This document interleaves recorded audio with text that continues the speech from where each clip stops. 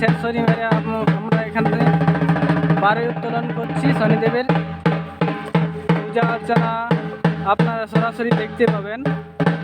এই চ্যানেলের সাথে যুক্ত থাকুন। এই চ্যানেলের সাথে যুক্ত থাকলে আপনারা পুজো অর্চনা সমস্ত কিছু দেখতে পাবেন। আপনাদেরকে সরাসরি দিঘি থেকে দেখাচ্ছি। মানবাজার 2 নম্বর বড় থানার অন্তর্গত দিঘি গ্রাম, সেই গ্রাম থেকে আপনারা সরাসরি দেখছেন।